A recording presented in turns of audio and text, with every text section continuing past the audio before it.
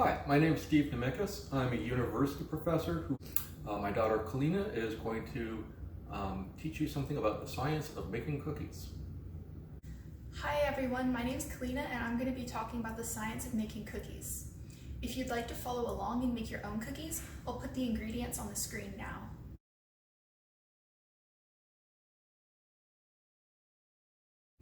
So the first step is that you mix together flour, the baking soda, and the salt. Mixing these together has no chemical reaction, but flour, whenever you mix it with butter later on, has proteins in it that forms chemical complexes called gluten, which makes the cookie chewy. So in step 2, we take the butter,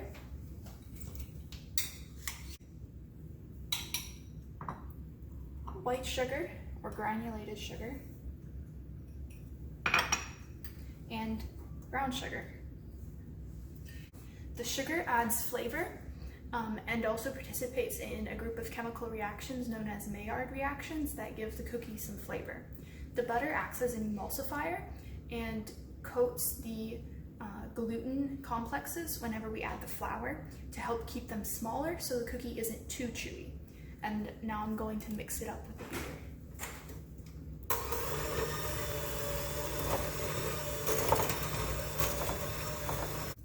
When you're done, it will look like this. The next thing we add is the vanilla for flavor and 1 egg. The egg yolk has proteins and lecithin in it that acts as an emulsifier and helps to hold the dough together. So now I'm going to beat this into the sugar and the butter.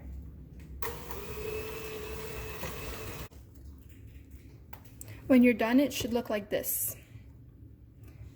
Last, we're going to add in the flour. We add the flour in last because this keeps the gluten complexes small so the cookie isn't too chewy. And we're going to beat that in.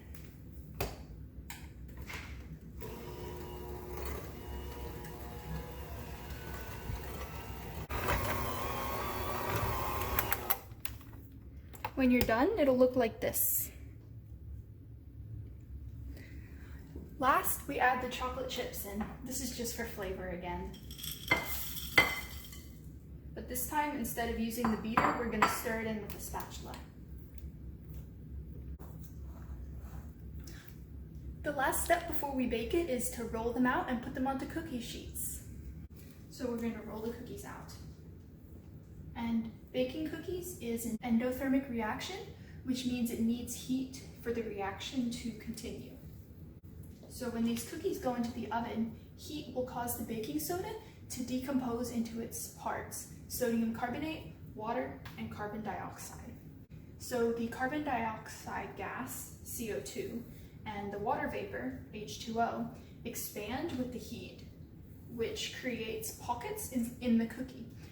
And then as the cookie dough dries, the gases are no longer trapped inside the pockets, so they escape, leaving the pockets behind.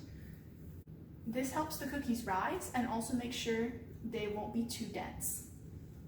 The last ingredient that I added is salt, which acts as a reaction inhibitor for the baking soda, which means it slows the baking soda reaction down, which means that the bubbles inside the cookies won't get too big.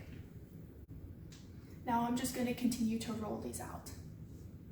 Once you've rolled out all your cookies and your oven is preheated to 375 degrees Fahrenheit, in they go. And they're going to bake for about 10 minutes until they're golden brown.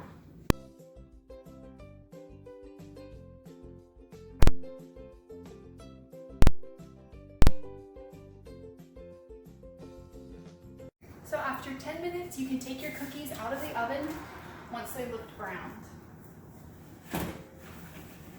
While the cookies cool, the hot CO2 and water vapor will also escape, leaving the pockets hollow inside the cookies, from the baking soda reaction. So now we have to let the cookies cool for a few minutes before we can eat them.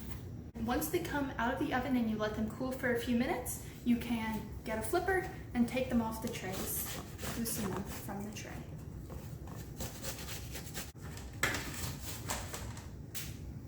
Once you have them all loosened, you can take them off the trays and let them finish cooling on a rack.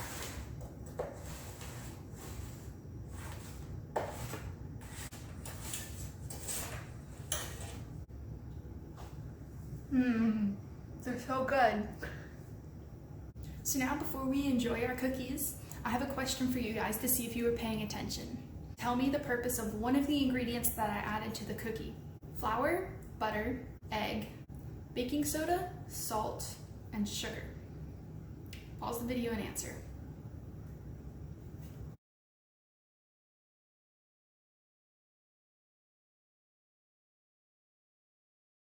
Did you get it right?